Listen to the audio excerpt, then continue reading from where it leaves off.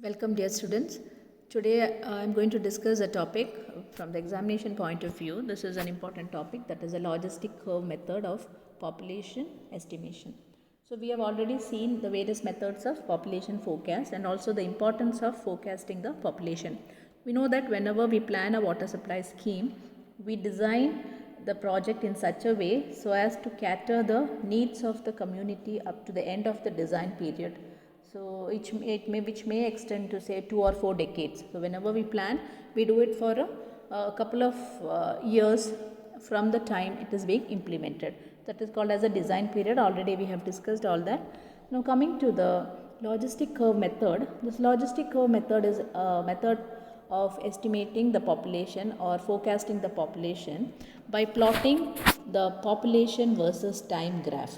So whenever we plot a population along the y-axis and time along the x-axis, the graph so obtained will be in the shape of S. So this S-shaped graph, we call it as the logistic curve.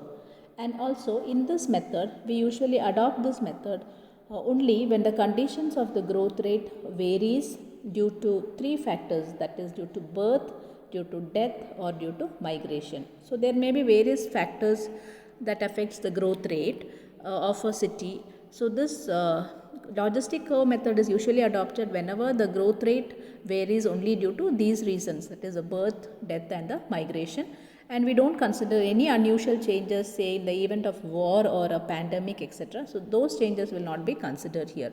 So this is a logistic curve method. So when we plot the graph, we get a graph in the shape of S. So you can see in the first portion the population grows rapidly, and then in the second portion the rate of growth will slow further, and finally it will reach a point where the population will stabilize or the maximum population of the city will be attained. So this maximum population, we call it as the saturation population. To make it more clear, so you can consider this graph here. We have plotted the population along the y-axis and the time along the x-axis. So as you see here, the logistic curve, that is S-shaped curve A, B, C, D, E is obtained. So we'll just see what is this curve all about. So here in this curve A, B, C, D, E, you can see that this actually represents the growth in any city. The growth rate of population is in any city is what it represents.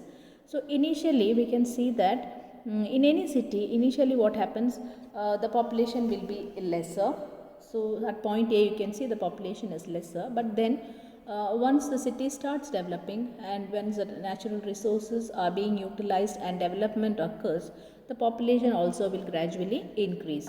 So when you see along the curve AB, we can see that actually represents the early growth of the city, where the population also, the rate of growth of population is proportional to the population at any time. So here along AB you can see dP by dt is proportional to P, where P represents the population at any time t.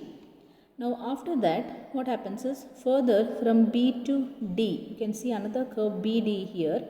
So in BD you can see that along the curve BC, there are two sections in BD, along the curve BD, that is BC and CD. So until BC, it reaches a point C, what happens is that the population growth, the rate of growth of population is in an increasing manner. And from C to D, as you see in the graph, the population growth rate is comparatively decreasing. So thus we can say that in this section BD, the population growth rate is a constant. It increases and decreases. That means it's almost constant. So dP by dt will be a constant along the curve BD. Now at C, at the point C, you can see below there is another curve which represents the growth rate, that is called the growth rate curve. At point C, we see that there is maximum growth rate. So maximum growth rate occurs at the point C, and this point C we call it as a point of inflection.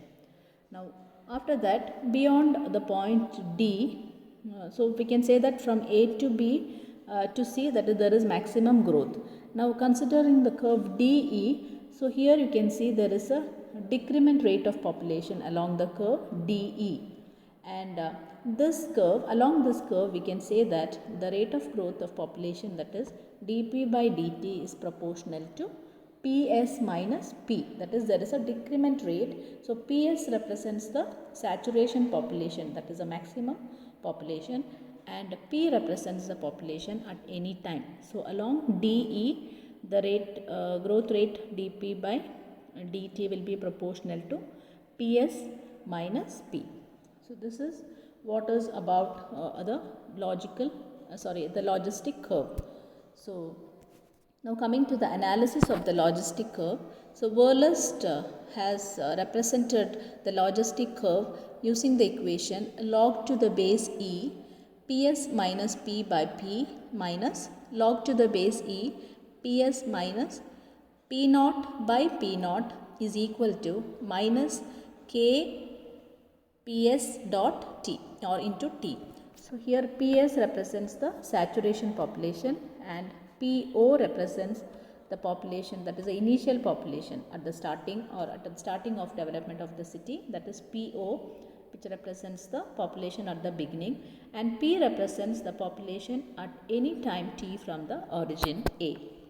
And of course k is a constant here. Now when we simplify the Verlust equation, you can see taking the log to the base e as common and then just simplifying that equation, we obtain the final equation, that is p is equal to ps divided by 1 plus ps minus po by po log to the base e inverse minus kps dot t. Now here what we do is we will just replace ps minus p naught by p naught as m, and again minus k into ps as n. So we know that ps is a constant, p naught is a constant, and k is also a constant. So we can replace these by using constants m and n, where m and n are constants. Finally, you obtain the equation for the logistic curve as p is equal to ps divided by 1 plus m log to the base e inverse nt. So this is the equation of the logistic curve. You can just simplify this and see this is the equation that you obtain. Now suppose there are three pairs of characteristic values, like whenever you are asked to solve a problem or determine the population or the saturation population, you can use these equations.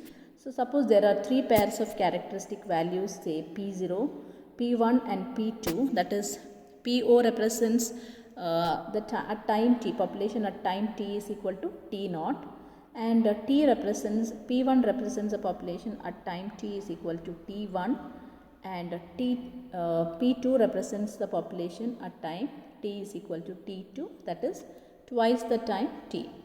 So we can use these equations as shown below in order to obtain or find out the saturation population.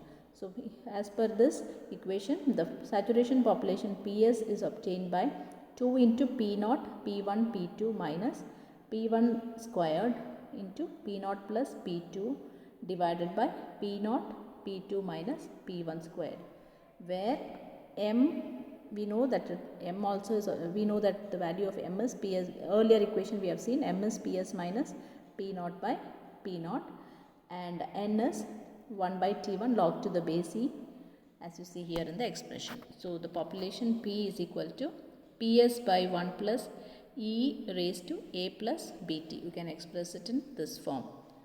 So this is how we can solve if at all there are three pairs of characteristics values that is given as PO, P1 and P2.